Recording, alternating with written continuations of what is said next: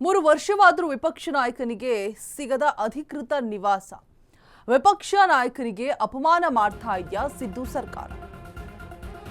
ಬೇಕಂತಲೇ ಜಿದ್ದು ಸಾಧಿಸ್ತಾ ಇದೆಯಾ ಸಿದ್ದರಾಮಯ್ಯ ಸರ್ಕಾರ? ಹಾಗಾದ್ರೆ 3 ವರ್ಷ ಆಯಿತು, ಇನ್ನೂ ಕೂಡ ವಿಪಕ್ಷ ನಾಯಕನಿಗೆ ಅಧಿಕೃತವಾದಂತಹ ನಿವಾಸ ಸಿಕ್ಕಿಲ್ಲ.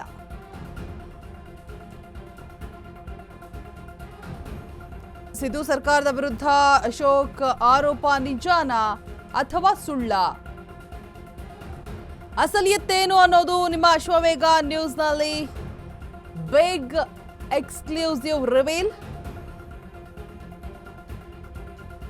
ಸಿದ್ದು ಸರ್ಕಾರದ ವಿರುದ್ಧ ಅಶೋಕ್ ಆರೋಪ ಮಾಡ್ತಾ ಇರುವಂಥದ್ದು ನಿಜವಾ ಅಥವಾ ಸುಳ್ಳ? 3 ವರ್ಷ ಆದರೂ ಕೂಡ ವಿಪಕ್ಷ ನಾಯಕನಿಗೆ ಅಧಿಕೃತವಾದಂತಹ ನಿವಾಸ ಸಿಕ್ಕಿಲ್ಲ ಅನ್ನುವಂಥ ಆರೋಪ ಕೇಳಿ ಬರ್ತಾ ಇದೆ. ವಿಪಕ್ಷ ನಾಯಕರಿಗೆ ಅಪಮಾನ ಮಾಡ್ತಾ ಇದೆಯಾ ಹಾಗಾದ್ರೆ ಸಿದ್ದು ಸರ್ಕಾರ? ಬೇಕಂತಲೇ ಜಿದ್ದು ಸಾಧಿಸ್ತಾ ಇದೆಯಾ ಸಿದ್ದರಾಮಯ್ಯ ಸರ್ಕಾರ? ಸಿದ್ದು ಸರ್ಕಾರದ ವಿರುದ್ಧ ಅಶೋಕ್ ಆರೋಪ ನಿಜಾನ ಅವ್ರು ಹೇಳ್ತಾ ಇರೋದು ಅಥವಾ ಸುಳ್ಳ? ಅಸಲಿಯತ್ತೇನು ಅನ್ನುವಂಥದ್ದು ಅಶ್ವವೇಗ ನ್ಯೂಸ್ನಲ್ಲಿ ಬಿಗ್ ಸತ್ಯ ರಿವೀಲ್ ಆಗ್ತಾ ಇದೆ.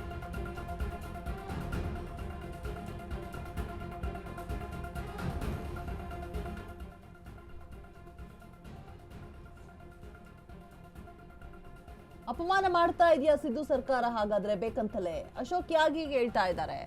ಅವ್ರು ಮಾಡ್ತಾ ಇರುವಂತಹ ಆರೋಪ ನಿಜಾನ ಅಥವಾ ಸುಳ್ಳ? ಕಂಪ್ಲೀಟ್ ಆದಂತಹ ಮಾಹಿತಿ ರಿವೀಲ್ ಆಗ್ತಾ ಇದೆ ನಿಮ್ಮ ಅಶ್ವವೇಗ ನ್ಯೂಸ್ ಮುಖೇನ. 3 ವರ್ಷವಾದರೂ ವಿಪಕ್ಷ ನಾಯಕನಿಗೆ ಅಧಿಕೃತ ನಿವಾಸ ಸಿಕ್ಕಿಲ್ಲ ಅನ್ನುವಂತಹ ಆರೋಪ. ಅಪಮಾನ ಮಾಡ್ತಾ ಇದೆಯಾ ನಿಜಕ್ಕೂ ಸಿದ್ದು ಸರ್ಕಾರ ಅನ್ನುವಂತಹ ಅನುಮಾನ. ಜಿದ್ದನ್ನ ಸಾಧಿಸ್ತಾ ಇದೆಯಾ ಸಿದ್ದರಾಮಯ್ಯ ಸರ್ಕಾರ? ಇಂಟೆನ್ಷನ್ ಅಲ್ಲಿ ಬೇಕಂತಾನೆ ಮಾಡ್ತಾ ಇರುವಂಥದ್ದ? ಅಶೋಕ್ ಆರೋಪ ಮಾಡ್ತಾ ಇದ್ದಾರೆ ಸಿದ್ದು ಸರ್ಕಾರದ ಮೇಲೆ. ಈ ಆರೋಪ ನಿಜವಾ ಹಾಗಾದ್ರೆ ಅಥವಾ ಫೇಕಾ, ಸುಳ್ಳ? ಏನು ಅಸಲಿ ವಿಚಾರ? ಯಾಕಾಗಿ ಆರೋಪವನ್ನ ಮಾಡ್ತಾ ಇದ್ದಾರೆ? ಕಂಪ್ಲೀಟ್ ಆದಂತಹ ಮಾಹಿತಿ ನಿಮ್ಮ ಅಶ್ವವೇಗ ನ್ಯೂಸ್ನಲ್ಲಿ ಬೇಗ ಸತ್ಯ ರಿವೀಲ್ ಆಗ್ತಾ ಇದೆ. ವಿಪಕ್ಷ ನಾಯಕನಾದ ನನಗೆ 3 ವರ್ಷವಾದರೂ ಕೂಡ ಸರ್ಕಾರಿ ಬಂಗ್ಲೆ ಕೊಟ್ಟಿಲ್ಲ. ಮುಖ್ಯ ಕಾರ್ಯದರ್ಶಿ ಅವರಿಗೆ 4 ಬಾರಿ ಪತ್ರಗಳನ್ನು ಬರೆದಿದ್ದೀನಿ, ಏನೂ ಕೂಡ ಯೂಸ್ ಆಗಿಲ್ಲ, ಸ್ಪಂದಿಸ್ತಾ ಇಲ್ಲ ಸರ್ಕಾರ, ನಮಗೂ ಕಾಲ ಬರುತ್ತೆ ಅಂತ ಅಶೋಕ್ ಹೇಳ್ತಾ ಇದ್ದಾರೆ. ಆದರೆ ಸತ್ಯ ಬೇರೆಯದ್ದೇ ಇದೆ. ಅಸಲಿಯತ್ ವಿಚಾರ ಏನ್ ಹಾಗಾದ್ರೆ ಸತ್ಯ? ನಿಮ್ಮ ಅಶ್ವವೇಗ ನ್ಯೂಸ್ ರಿವೀಲ್ ಮಾಡ್ತಾ ಇದೆ ಅಸಲಿ ವಿಚಾರವನ್ನ. ವಿಪಕ್ಷ ನಾಯಕನಾದಂತಹ ನನಗೆ 3 ವರ್ಷವಾದ್ರೂ ಕೂಡ ಸರ್ಕಾರಿ ಬಂಗಲೆಯನ್ನ ಕೊಟ್ಟಿಲ್ಲ ಅಂತ ಹೇಳ್ತಿದ್ದಾರೆ ವಿಪಕ್ಷ ನಾಯಕ, ಆರೋಪ ಮಾಡ್ತಾ ಇದ್ದಾರೆ. ಮುಖ್ಯ ಕಾರ್ಯದರ್ಶಿ ಅವರಿಗೆ 4 ಬಾರಿ ಪತ್ರಗಳನ್ನ ಬರೆದಿದ್ದೀನಿ, ಆದ್ರೂ ಕೂಡ ಸ್ಪಂದಿಸ್ತಾ ಇಲ್ಲ ಸರ್ಕಾರ, ನಮಗೂ ಕೂಡ ಕಾಲ ಬರುತ್ತೆ ಅಂತ ಅಶೋಕ್ ಹೇಳ್ತಾ ಇದ್ದಾರೆ. ಆದ್ರೆ ಸತ್ಯ ಏನು? ಬೇರೆಯದ್ದೇ ಇದೆ ಅಸಲಿಯತ್ತು. ಇದೀಗ ನಿಮ್ಮ ಅಶ್ವವೇಗ ನ್ಯೂಸ್ನಲ್ಲಿ ಬಿಗ್ ಸತ್ಯ ರಿವೀಲ್ ಆಗ್ತಾ ಇದೆ.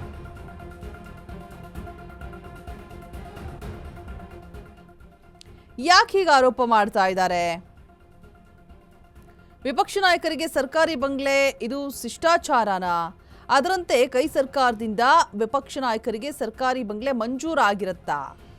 ಆದರೆ ಸರ್ಕಾರ ನಿಗದಿ ಮಾಡಿದಂತಹ ಸರ್ಕಾರಿ ಬಂಗ್ಲೆ ಬೇಡ ಅಂತ ಹೇಳಿರ್ತಾರಂತೆ ಅಶೋಕ್. ನೋಡಿ, ಇದು ಅಸಲಿ ಮ್ಯಾಟ್ರು. ಕುಬೇರ ಮೂಲೆಯಲ್ಲಿರುವಂತಹ ಡಿಕೆ ಸರ್ಕಾರಿ ನಿವಾಸದ ಮೇಲೆ ಅಶೋಕ್ ಕಣ್ಣಿದೆಯಂತೆ. ನಂಬರ್ 1 ಕುಮಾರ ಕೃಪಾ ಪೂರ್ವ, ನಂಬರ್ 1 ರೆಸ್ವ್ಯೂ ಕಾಟೇಜ್ ರೇಸ್ ಕೋರ್ಸ್ ರಸ್ತೆ, ನಂಬರ್ 2 ಈ 3ರ ಪೈಕಿ ಒಂದನ್ನ ತಮಗೆ ನೀಡಬೇಕು ಅಂತ ಹೇಳಿರ್ತಾರಂತೆ. ವಿಪಕ್ಷ ನಾಯಕರಿಗೆ ಸರ್ಕಾರಿ ಬಂಗ್ಲೆ ಇದು ಶಿಷ್ಟಾಚಾರ. ಅದರಂತೆ ಕೈ ಸರ್ಕಾರದಿಂದ ವಿಪಕ್ಷ ನಾಯಕರಿಗೆ ಸರ್ಕಾರಿ ಬಂಗ್ಲೆ ಮಂಜೂರಾಗಿರುತ್ತೆ, ಅದನ್ನ ಬೇಡ, ನನಗೆ ಕುಬೇರ ಮೂಲೆಯಲ್ಲಿರುವಂತಹ ಡಿಕೆ ಸರ್ಕಾರಿ ನಿವಾಸದ ಮೇಲೆ ಅಶೋಕ್ ಕಣ್ಣಿದೆಯಂತೆ. ಸೊ ಈ 3ರ ಪೈಕಿ ಒಂದನ್ನು ತಮಗೆ ನೀಡಬೇಕು ಅಂತ ಅಶೋಕ್ ಪಟ್ಟನ್ ಹಿಡಿದಿದ್ದಾರಂತೆ. ಅದರಲ್ಲೂ ಕೂಡ ಡಿಕೆಯನ್ನ ಬಿಡಿಸಿ ತಮಗೆ ಆ ಬಂಗ್ಲೆಯನ್ನೇ ಕೊಡಿಸಿ ಅಂತ ಹೇಳ್ಬಿಟ್ಟು ಅಶೋಕ್ ಕೇಳ್ತಾ ಇರುವಂಥದ್ದು, ವರಾಥ ಮಾಡ್ತಾ ಇದ್ದಾರಂತೆ. ಸೊ ಇದಕ್ಕೆ ಸರ್ಕಾರ ಒಪ್ತಾ ಇಲ್ಲ. ಹೀಗಾಗಿ ಬಿಜೆಪಿಯ ಅಶೋಕ್ ಆರೋಪವನ್ನ ಮಾಡ್ತಾ ಇದ್ದಾರೆ ಅನ್ನುವಂಥ ಮಾಹಿತಿ ಇರುವಂಥದ್ದು.